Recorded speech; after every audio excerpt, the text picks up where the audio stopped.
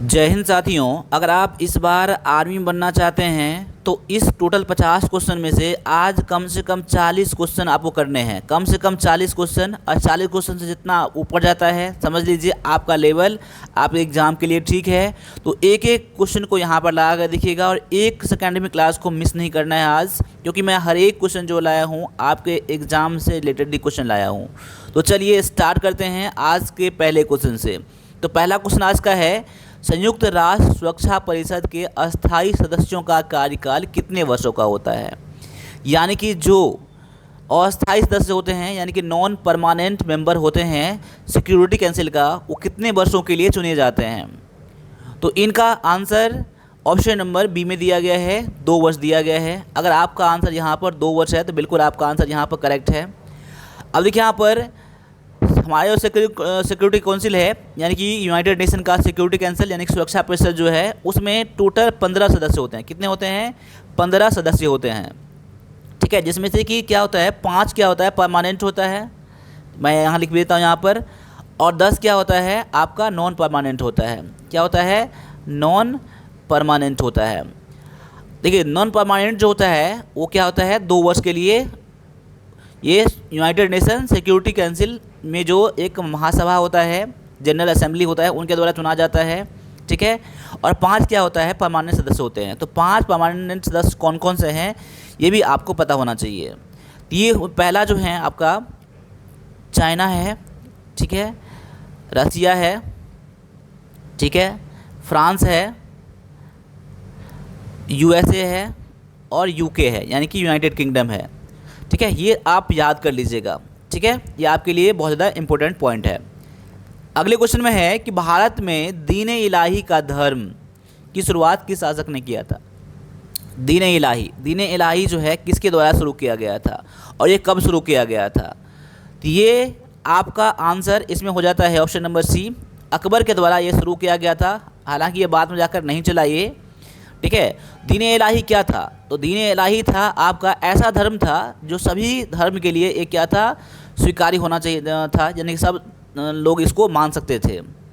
और इसका जो बनाया गया था दीन इलाही, ये 1582 में। कब बनाया गया था? तो 1582 ईस्वी में। ठीक है, अगले क्वेश्चन में है कि एक्सरसाइज गुरूर शक्ति 2025 भारत और किस देश के बीच आयोजित किया गया था। देखिए भारत जो है अलग अलग देश के साथ, सेनाओं के साथ क्या करता है, एक्सरसाइज करता है।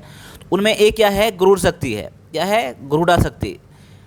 तो वो जो है कौन से देश के साथ उन्होंने आयोजित किया है, ये आपका क्वेश्चन जो है आपके आर्मी एग्जाम में करंट अफेयर में क्वेश्चन आएंगे। करंट अफेयर से 1-2 क्वेश्चन आपको देखने के लिए मिल जाएगा, तो उसको भी आप लोग देख के चलिएगा। तो यहाँ पर आपका आंसर क्या हो जाएगा, ऑप्शन नंबर ए हो जाएगा। ठीक है, अगले क्वेश्चन में आते हैं, बुल फाइटिंग किस देश का राष्ट्रीय खेल है। बुल फाइटिंग जो है कौन से देश का नेशनल स्पोर्ट है ये। तो ये आपका स्पेन का है। किसका है? तो स्पेन का है। ऑप्शन नंबर आपका सी यहाँ पर आंसर करेक्ट हो जाएगा। अगला क्वेश्चन है, भारत के किस राज्य को राइस बॉल ऑफ इंडिया कहा जाता है। राइस बॉल ऑफ इंडिया बहुत अच्छा इंपॉर्टेंट क्वेश्चन है। तो यहाँ पर आपका आंसर हो जाएगा, क्या हो जाएगा, ऑप्शन नंबर आपका डी में दिया गया है। ये आपका दिया गया है आंध्र प्रदेश। आंध्र प्रदेश आपका यहाँ पर आंसर हो जाएगा। कभी कभी छत्तीसगढ़ को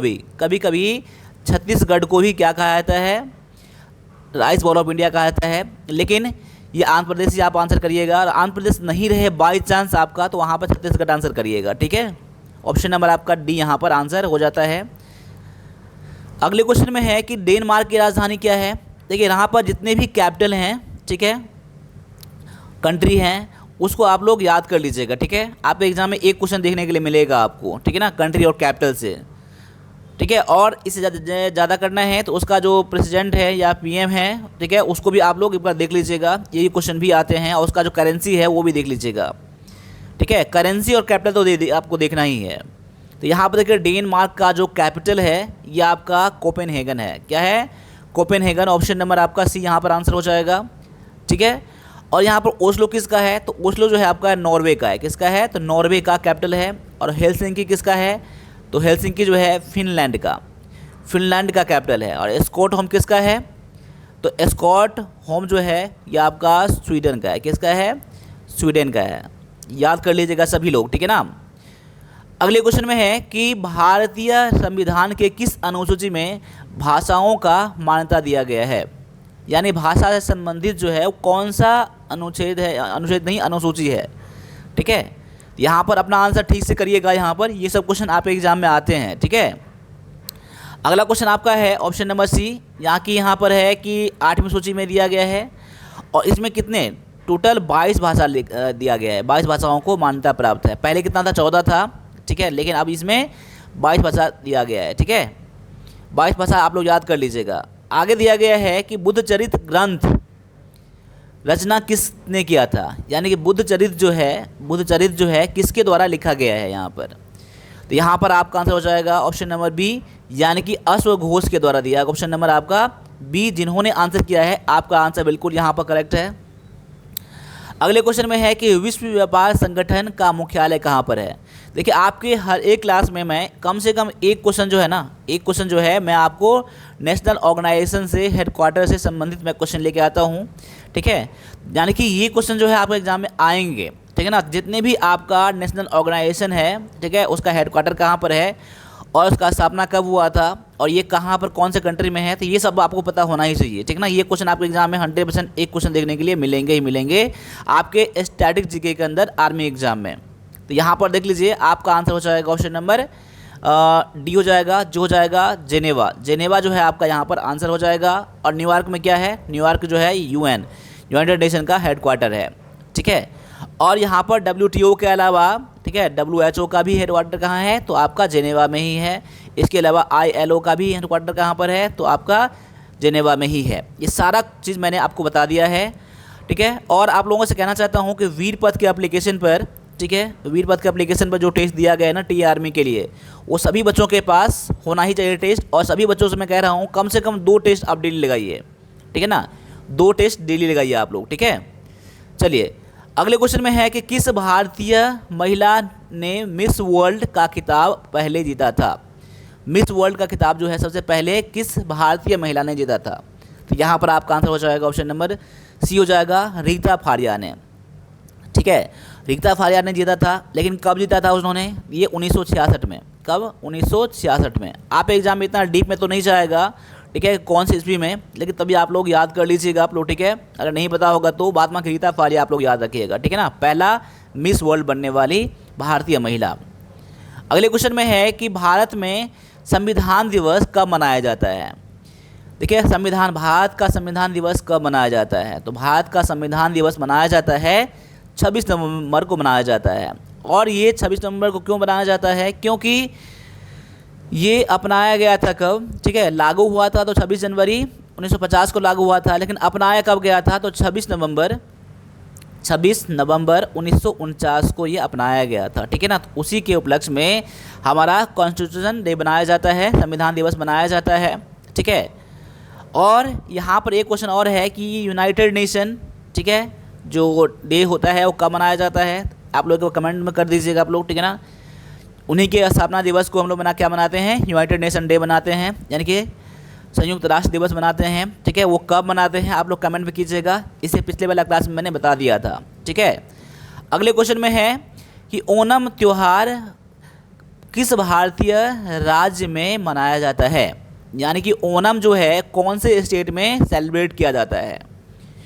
तो ओणम जो मनाया जाता है ये मनाया जाता है आपका केरल में। तो जिनका भी आंसर ऑप्शन नंबर यहाँ पर डी आया है, बिल्कुल आपका आंसर करेक्ट यहाँ पर हो जाता है। चलिए, एक चीज़ बताइए मुझे कि हम्पी फेस्टिवल कहाँ मनाया जाता है? यहाँ पर लिख देता हूँ, यहाँ पर हम्पी फेस्टिवल कहाँ मनाया जाता है? तो हम्पी फेस्टिवल मनाया जाता है यहाँ पर कर्नाटक में। कहाँ पर है? तो कर्नाटक में हम्पी फेस्टिवल मनाया जाता है। कहाँ पर? कर्नाटक में मनाया जाता है, ठीक है। इसके अलावा मैं बोलूँगा कि पोंगल, बताइए पोंगल कहाँ मनाया जाता है? पोंगल तो वैसे अलग अलग कंट्री में मनाया जाता है, जो मेन जो है ना, मेन जो है अलग अलग स्टेट में मनाया जाता है भारत के अलग अलग जगह पर, लेकिन मेन जो है ये आपका कहाँ पर मनाया जाता है? तो ये तमिलनाडु में मनाया जाता है। कहाँ मनाया जाता है? तो तमिलनाडु में मनाया जाता है, ठीक है। चलिए, अगले क्वेश्चन में दिया गया आपका कि भारत के किस गवर्नर जनरल ने व्यगपथ का सिद्धांत, यानी कि डॉक्ट्राइन ऑफ लैप्स पेश किया था? कौन से गवर्नर जनरल ने? तो यहाँ पर आपका आंसर हो जाएगा ऑप्शन नंबर सी, यानी कि लॉर्ड डलहौजी जो है आपका आंसर यहाँ पर करेक्ट हो जाएगा। आगे है कि विश्व का सबसे बड़ा डेल्टा सुंदरवन डेल्टा किन नदियों के द्वारा बनाया जाता है? देखिए विश्व में सबसे बड़ा डेल्टा है, ठीक है ना। तो यहाँ पर पूछा गया है कि कौन से दो नदी के द्वारा बनाया जाता है? तो आपका आंसर क्या हो जाएगा यहाँ पर? ऑप्शन नंबर सी, यानी कि सी करने वाले बच्चे बिल्कुल ठीक है आप लोग। गंगा और ब्रह्मपुत्र जहाँ पर मिलता है, जहाँ पर एक मोहाना होता है ना, वहाँ डेल्टा बनता है, वो सुंदरवन डेल्टा है। ये दुनिया का सबसे बड़ा डेल्टा है। तो यहाँ पर गंगा और ब्रह्मपुत्र आप लोग याद रख लीजिएगा, ठीक है। चलिए अगले क्वेश्चन में है कि the test of my life किस भारतीय क्रिकेटर की आत्मकथा है? कौन से भारतीय क्रिकेटर हैं जिनका ये ऑटोबायोग्राफी है? The test of my life जो है ना, ये आपका युवराज सिंह का, किसका? युवराज सिंह का ये आत्मकथा है, ऑटोबायोग्राफी है। ऑप्शन नंबर आपका ए आंसर हो जाता है, ठीक है। अगले क्वेश्चन में है कि कोयना बांध किस राज्य में है? कोयना बांध, अपना आंसर देख लीजिएगा, ये क्वेश्चन मैंने करवा दिया था। कोयना बांध जो है ना, ये आपका कोयना रिवर पर है। क्या है? ये कोयना रिवर पर है, ठीक है ना। ये मैंने बता दिया था आप लोगों को, ठीक है ना। और ये कौन से राज्य में है? ये आपका है महाराष्ट्र में। कहाँ पर है? तो महाराष्ट्र में है। अगला क्वेश्चन है आपका कि भारतीय सेना में सर्वोच्च पद क्या है? भारतीय सेना में यानी इंडियन आर्मी में सबसे बड़ा पद कौन सा है? तो यहाँ पर आपका आंसर क्या हो जाएगा? ऑप्शन नंबर आपका डी, ये हो जाएगा फील्ड मार्शल। क्या हो जाएगा? Field marshal. हालांकि ये बिल्कुल ये क्या है, एक मानद पद होता है, और इसका जो पद होता है ना, जब किसी कंट्री से वॉर होता है ना, युद्ध होता है ना, उस समय में इसका यूज़ किया जाता है, फील्ड मार्शल का। सबसे बड़ा पद इसलिए माना जाता है ये फील्ड मार्शल का। तो फील्ड मार्शल क्या है आपका यहाँ पर आंसर हो जाएगा, जिनका भी आंसर है ऑप्शन नंबर डी आना चाहिए आपका, ठीक है। अब अगले क्वेश्चन को देख लीजिए। यहाँ पर अगला क्वेश्चन में है कि अल्बर्ट आइंस्टीन ने किसके लिए नोबेल पुरस्कार मिला था? मतलब कि अल्बर्ट आइंस्टीन को क्या मिला था? नोबेल पुरस्कार मिला था यहाँ पर, ठीक है। तो ये कब मिला था और ये किस चीज़ के लिए उनको मिला था, ठीक है। तो यहाँ पर आपका आंसर हो जाएगा प्रकाश विद्युत प्रभाव, यानी कि फोटो इलेक्ट्रिक इफेक्ट के लिए मिला था। ऑप्शन नंबर आपका सी यहाँ पर आंसर हो जाएगा। अगले क्वेश्चन को भी लगा लीजिए मेरे साथ में। अगला क्वेश्चन है कि भारत के किस शहर को दक्कन की रानी कहा जाता है? क्वीन ऑफ दक्कन कहा जाता है। कौन से शहर को कहा जाता है? तो यहाँ पर आपका आंसर हो जाएगा पुणे। पुणे को क्या कहा जाता है? पुणे को क्या कहा जाता है? ये आपका क्वीन ऑफ दक्कन कहा जाता है। पुणे कहाँ पर है? तो महाराष्ट्र में है। अगले क्वेश्चन में है भारत का कौन सा राज्य 2014 में 29वां राज्य बना? ये 29वां राज्य बनने वाला कौन है, जहाँ पर ऑप्शन में दिया गया है। तो यहाँ पर एक पॉइंट तो आपका आंसर हो जाता है कि ये राज्य कब बना? 2014 में बना। कौन से नंबर का राज्य बना? तो ये 29वां नंबर का बना। ये आपको पता होना ही चाहिए। चलिए यहाँ पर आपका आंसर क्या हो जाएगा? ऑप्शन नंबर सी, माफ़ कीजिएगा, बी हो जाएगा। तेलंगाना जो है ना आपका ये 29वां राज्य है, और ये कब बना था? 2014 में बना था, ठीक है ना। तो आपको नोट में ऐसे ही आपको पता होना चाहिए, ठीक है। बल आघूर्ण की एसआई इकाई क्या है? एसआई यूनिट क्या है? बल आघूर्ण, टॉर्क्यू का, ठीक है। तो टॉर्क्यू का जो आपका आंसर हो जाएगा न्यूटन मीटर, आपका यहाँ पर आंसर है, ठीक है।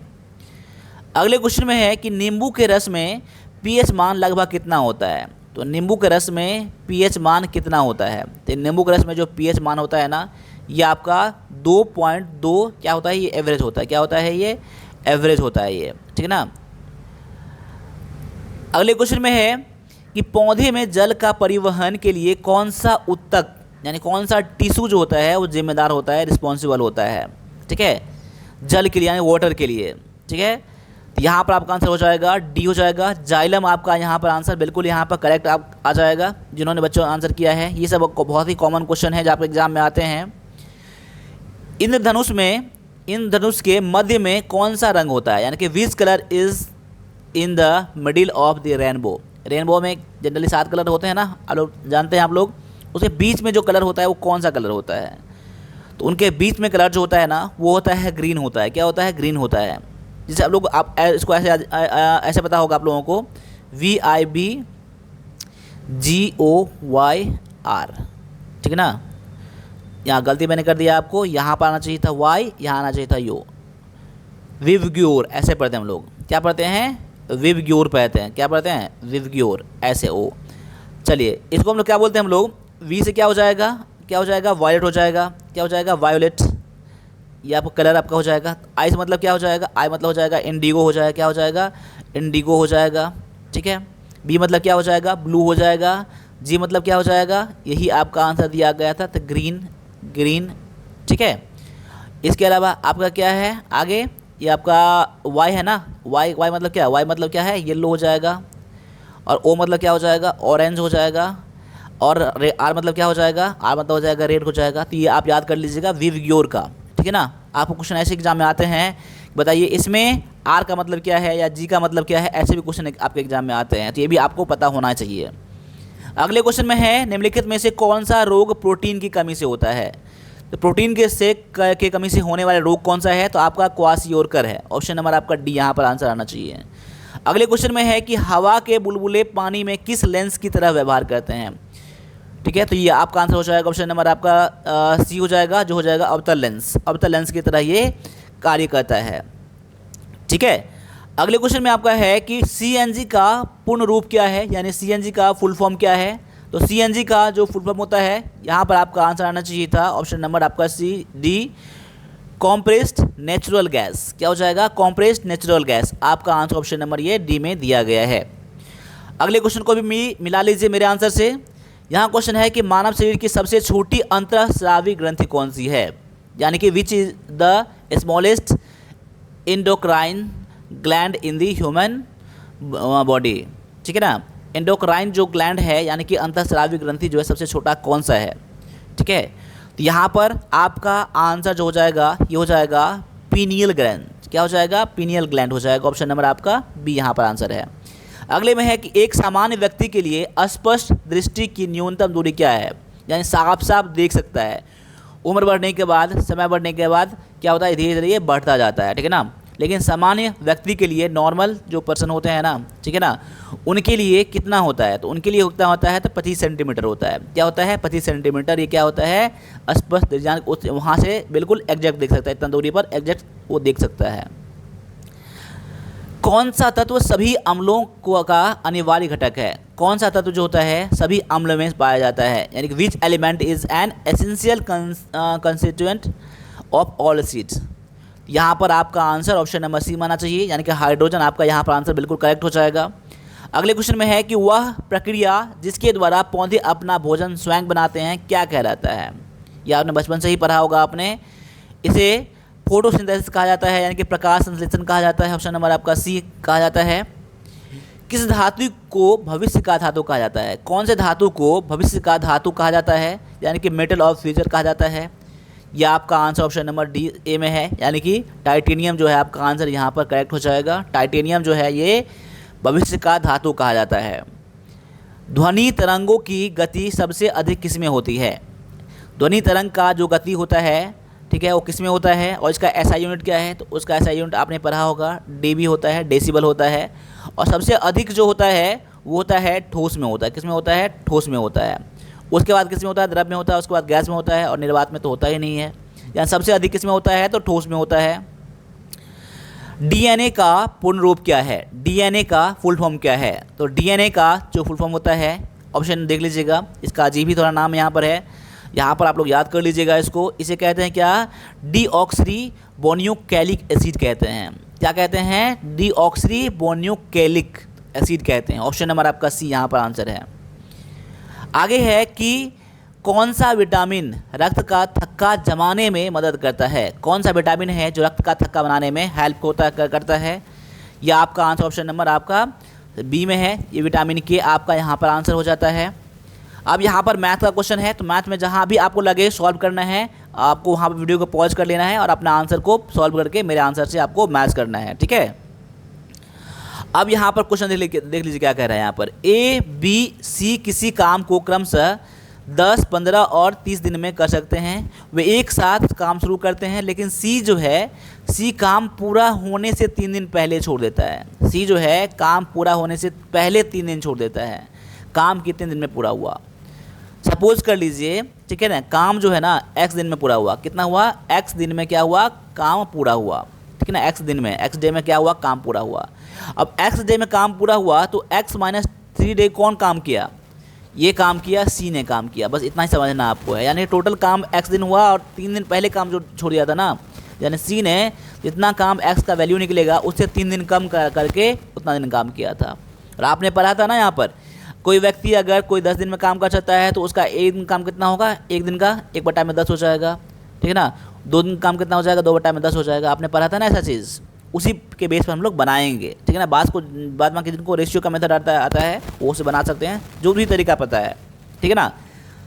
चलिए मैं मानता हूँ यहाँ पर कि टोटल x दिन काम हुआ ना, तो x दिन कौन काम किया, टोटल 10 a काम किया, b काम किया, तो x बटा में क्या कर दूंगा, मैं 10 कर दूंगा, प्लस x बटा में मैं 15 कर दूंगा। ये a का काम है, ये b का काम है, और c का काम कितना है, x माइनस 3 बटा में 30 हो जाएगा, बराबर कितना हो जाएगा, ये 1 हो जाएगा।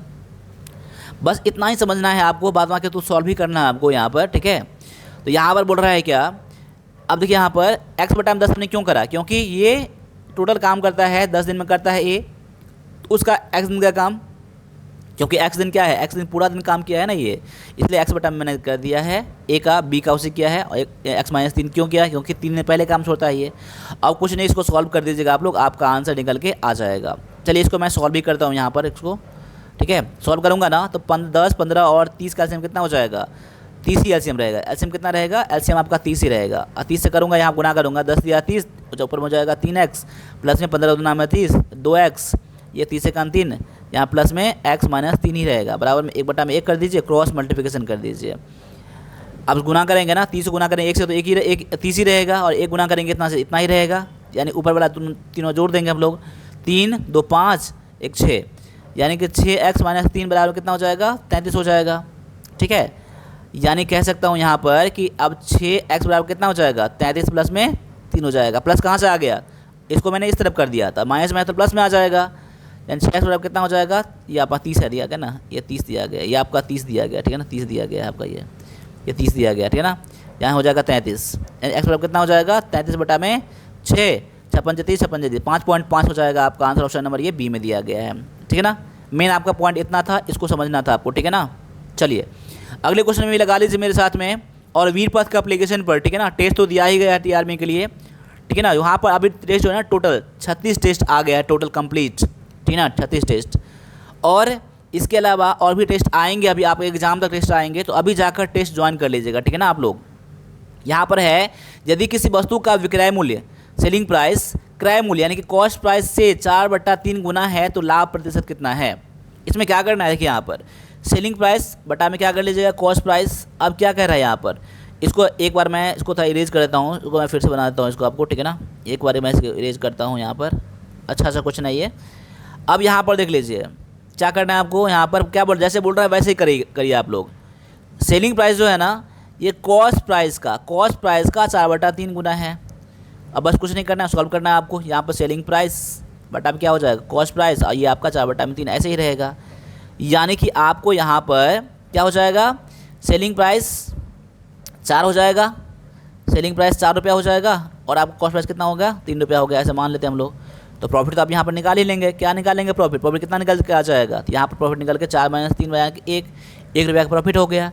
और आपने क्या पढ़ा था फार्मूला में आपने क्या पढ़ा था, तो प्रॉफिट परसेंट क्या होता है, प्रॉफिट का परसेंट क्या होता है, प्रॉफिट परसेंट क्या होता है, ये ऊपर में होता है प्रॉफिट बटा में कॉस्ट प्राइस इंटू में 100। अब यहाँ पर 1/3 दिया गया है ना, कॉस्ट प्राइस 3 दिया गया है ना, 3 गुना में 100 कर लीजिए, 33.1/3% क्या हो जाएगा आपका आंसर। ऑप्शन नंबर ये सी में दिया गया है। अब आगे आ जाइए, अगला क्वेश्चन में है कि 20 मीटर लंबे रस्सी को 4:5:1 अनुपात में 3 भागों में बांटना है, तो सबसे बड़ा भाग क्या हो जाएगा। यहाँ पर देखिए क्या करना है, 20 गुना में, अब देखिए 4, 5 और 1 दिया गया ना, 4, 5, 1 दिया गया ना, तो सबसे बड़ा भाग कौन सा है, 5वां भाग है ना, 5 से गुना कर दीजिए, और नीचे में क्या कर दीजिए, सभी अंक को जोड़ दीजिए, 4, 5 और 1 को जोड़ दीजिए, कितना हो जाएगा, 4, 5, 9, 1, 10 हो जाएगा। यहाँ 10 कर लीजिए। अब इसको काटिए, यहाँ पर इसको काटेंगे ना, क्या हो जाएगा, 10 × 10, 10 दूना में 20, क्या हो जाएगा, 5 दूना में 10, क्या निकल के आ गया 10, यानी कि सबसे बड़ा भाग कौन सा था 10वां भाग, यानी कि 10 जो था ना सबसे बड़ा भाग। ऑप्शन नंबर आपका ये बी में दिया गया है। ये मैंने कैसे सॉल्व किया है, मैं उम्मीद करता हूँ कि इसको भी आपने सॉल्व किया होगा। और लास्ट में कमेंट करके बताना है ना आप लोग कौन से सीटी क्लास को देख रहे हैं और टोटल 50 क्वेश्चन में से कितना क्वेश्चन आपका सही हुआ है, यहाँ पर आप लोग कमेंट में कीजिएगा, ठीक है ना। क्वेश्चन ये है कि 50 से कम 3 सभी धनात्मक गुणजों का औसत कितना है। 50 से कम 3 के गुणज, अब देखिए 3 के गुणज मतलब 3 का मल्टीपल बोल रहा है यहाँ 50 से छोटा। देखिए हाँ मल्टीपल मतलब 3 से कटने वाला, देखिए 3 है, 6 है, 9 है, 12 है, ऐसे करते करते लास्ट में कितना हो जाएगा 16 या 48 तक, क्या हो जाएगा 48 तक। इसका बोल रहा है औसत निकालने के लिए। तो हम लोग औसत कैसे निकालते हैं हम लोग, अब डिफरेंस सेम है ना, 3 का डिफरेंस सेम है आपका, तो एवरेज क्या हो जाएगा, एवरेज जो आपका हो जाएगा ना AVRAG, एवरेज कितना हो जाएगा पहला नंबर प्लस में अंतिम नंबर बटा में 2, बस आपका आंसर यहाँ से निकल जाएगा। ये एवरेज वही होता है जब डिफरेंस सेम रहता है ना, डिफरेंस आपका एक ही रहेगा ना, यानी अंतर एक ही रहेगा, तो पहला नंबर और अंतिम नंबर को जोड़ के और दूसरे बाहर लगा देंगे, यानी 51 बटा में 2 हो जाएगा। कार्ड कितना हो जाएगा 25.5। आपका आंसर ऑप्शन नंबर किस में दिया गया है, ये आपका सी में दिया गया है। बस आपको इतना ही करना है, ठीक है ना, जो बताया है समझ जाइएगा, ठीक है ना। अब अगले क्वेश्चन को देख लीजिए। यहाँ पर अगला क्वेश्चन में क्या दिया गया है, √8 इंटू में √2 दिया है। इन दोनों गुना करेंगे ना, रूट गुना करेंगे ना, तो रूट एक बार रहेगा और अंदर की चीज़ों को क्या हो जाएगा गुना हो जाएगा, 8 और 2 का तो कितना 16 हो जाएगा। अब 16 को स्क्वायर रूट करेंगे ना, 4 गुना में 4 होता है ना, बाहर निकालेंगे तो 1 बाहर निकलेगा। आपका आंसर ऑप्शन नंबर 20 में बी में दिया गया है आपका। अगले क्वेश्चन में है कि एक कार 60 किलोमीटर प्रति घंटा की गति से 2 घंटा और 40 किलोमीटर की गति से 3 घंटा यात्रा करता है, तो उसका औसत चाल कितना है। देखिए 60 किलोमीटर इस स्पीड से इतना घंटा चलता है और इस स्पीड से इतना घंटा चलता है, तो बोल रहा है इसका एवरेज स्पीड क्या होगा। तो क्या होता है इसका फार्मूला, एवरेज स्पीड का फार्मूला क्या होता है, टोटल डिस्टेंस बटा में क्या होता है टोटल टाइम, ये फार्मूला होता है ना, ठीक है। अब क्या करिएगा, टोटल इसका डिस्टेंस कितना निकल जाएगा। पहला देखिए डिस्टेंस मतलब क्या होता है फार्मूला, डिस्टेंस का जो फार्मूला होता है ना ये होता है स्पीड इंटू में टाइम होता है फार्मूला ना, ठीक है ना। यानी कि पहला दूरी कितना चला 60 दूना में कितना हो जाएगा 120, कितना हो जाएगा 120 पहला दूरी, दूसरा कितना हो जाएगा 40 दिया में 120 और कुल टाइम कितना हो जाएगा 2 घंटा ये और 3 घंटा ये 5, यानी कि कितना हो जाएगा 240 बटा में कितना हो जाएगा 5, यानी कि 5 चौका 20 और 5 48 किलोमीटर पर आवर क्या हो जाएगा इसका एवरेज स्पीड हो जाएगा। अब मैंने 120 कहाँ से ला दिया पता है ना, 120 और 120 कहाँ से ला दिया, यानी मैं बोल रहा था मैंने कुल दूरी यानी पहला स्पीड से कितना दूरी चला, तो 60 किलोमीटर स्पीड था और 2 घंटा चला, यानी 120 किलोमीटर चला पहला दूरी। दूसरा दूरी कितना था इस स्पीड से 3 घंटा चला, तो यहाँ 120। मैं उम्मीद करता हूँ कि इसको आप समझे होंगे। अब आगे आ जाइए, अगला क्वेश्चन में है कि 20 मीटर लंबे और 10 मीटर चौड़े आयताकार हॉल के फर्श को कवर करने के लिए इतना मीटर आकार के कितनी टाइल लगेगी। यानी कि टोटल इसका फर्श कितना है, आपका फ्लोर कितना है, इतना फ्लोर दिया गया है ना फ्लोर, ठीक है ना, और एक टाइल का जो आकार है यानी कि क्षेत्रफल है इतना है, तो टोटल टाइल कितना लगेगा, तो आपको ये पता करने के लिए आपको ये पता होना चाहिए कि इसका क्षेत्रफल बटा में इसका क्षेत्रफल आपको भाग लगाना है, आंसर निकल के आ जाएगा आपका। यानी क्या हो जाएगा एरिया ऑफ हॉल, क्या हो जाएगा हॉल बटा में क्या हो जाएगा एरिया ऑफ टाइल, क्या हो जाएगा टाइल, बस होगा आपका आंसर निकल के आ जाएगा। देखिए आयताकार दिया गया है ना, इसका क्षेत्रफल कितना हो जाएगा 20 गुना में 10 हो जाएगा, बटा में कितना हो जाएगा ये 2 गुना में 1 हो जाएगा, बस आपका आंसर निकल के आ जाएगा। यहाँ से काट लीजिए, यहाँ पर 2 से काटेंगे 10 हो जाएगा, 10 देने के 100, यानी कि 100 टाइल लगेंगे। ऑप्शन नंबर आपका ये सी में दिया गया है, ठीक है।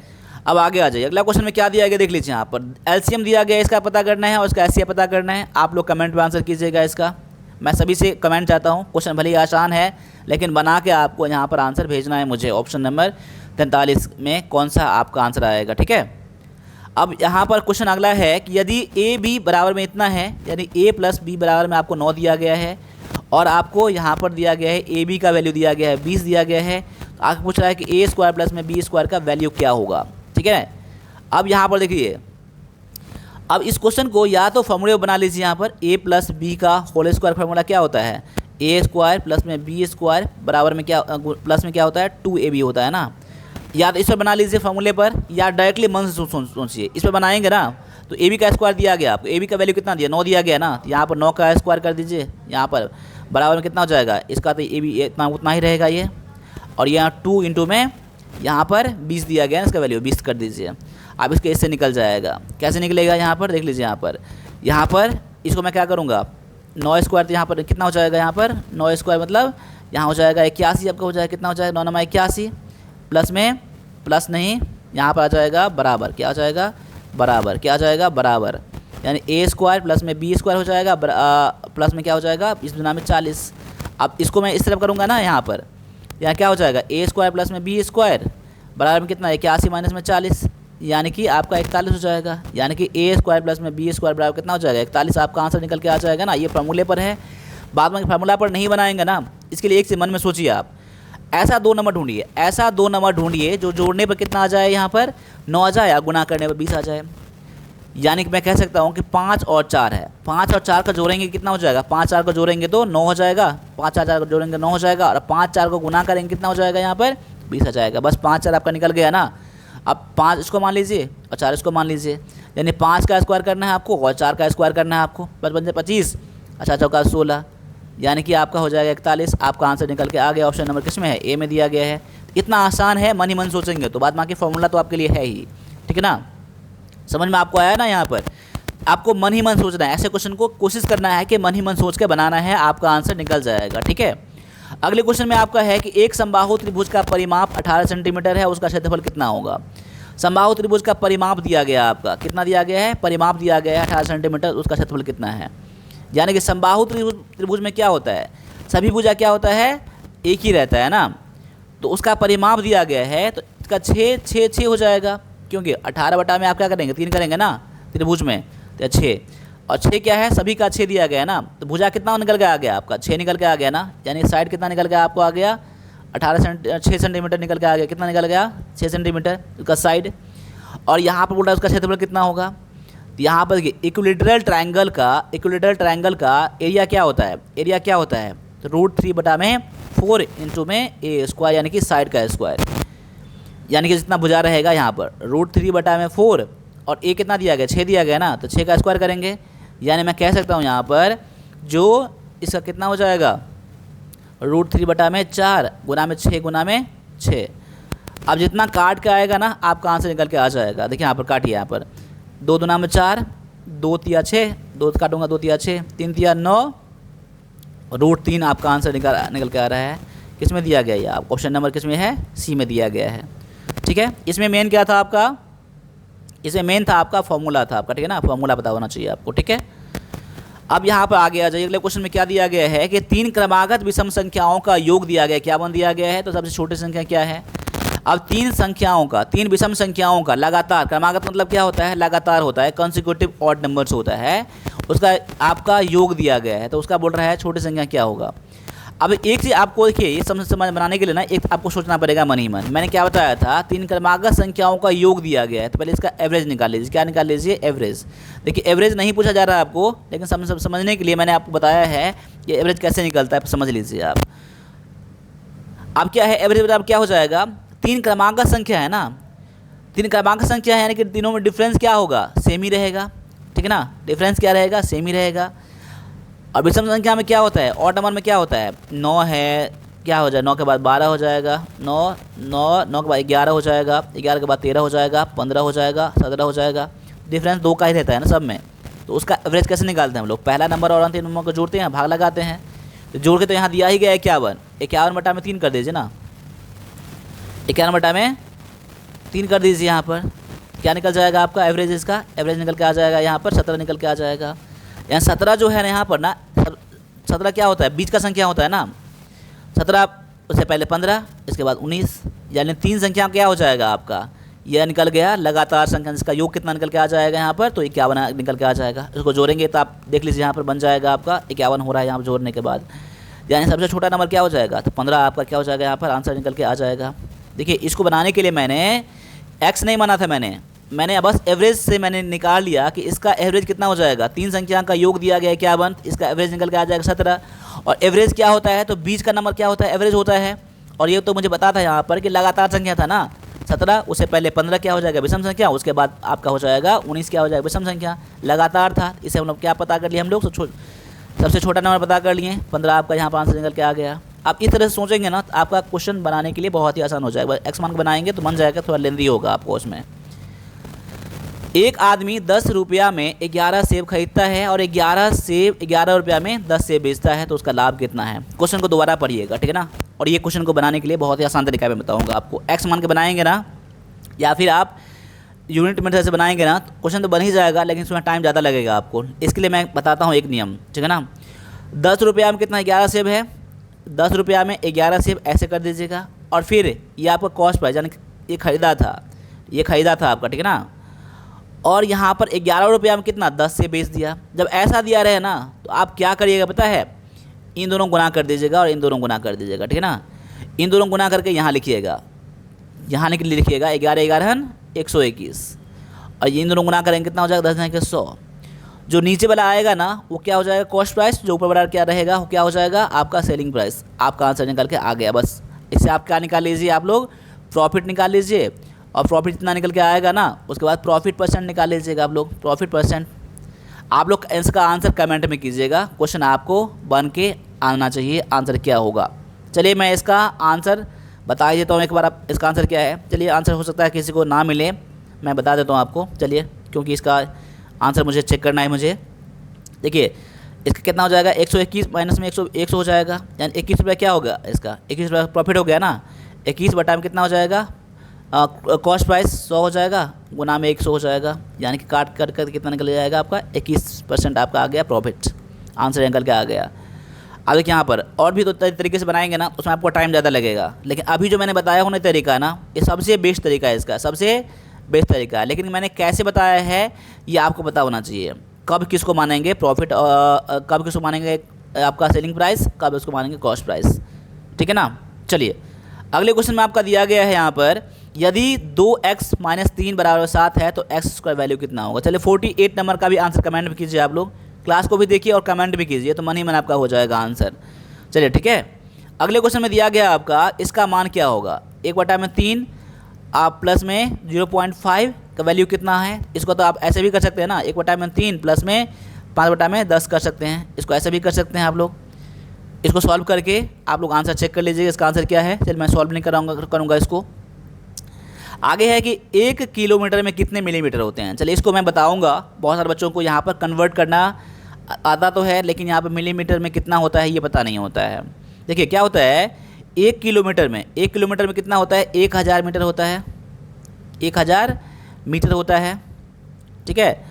और मीटर भी यहाँ लिख देता हूँ यहाँ पर मीटर, ठीक है ना।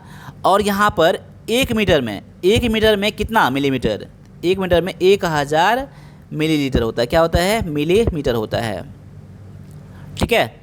बस आपको ऐसे ही सॉल्व कर देना है आपको इसी से, ये आपको दोनों से पता होना चाहिए, ठीक है ना।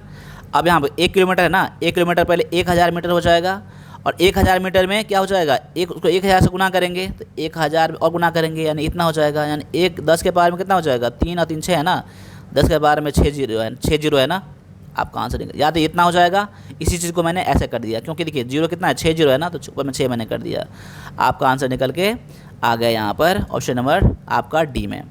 तो यहाँ पर अभी टोटल 50 क्वेश्चन करवाए हैं, 50 में से कितना आपका सही है आप लोग कमेंट करिएगा, और अगले क्लास का वेट करिएगा। और डेली कम से कम 2 सेट लगाना है। जो वीरपथ में जो एप्लीकेशन मैंने दिया है टेस्ट ना, वीरपथ के एप्लीकेशन में, उसको आपको 2 सेट डेली लगाना है, ठीक है ना। चलिए यहाँ पर मिलते हैं अगले क्लास में, तब तक सभी से फिर से जय हिंद जय भारत।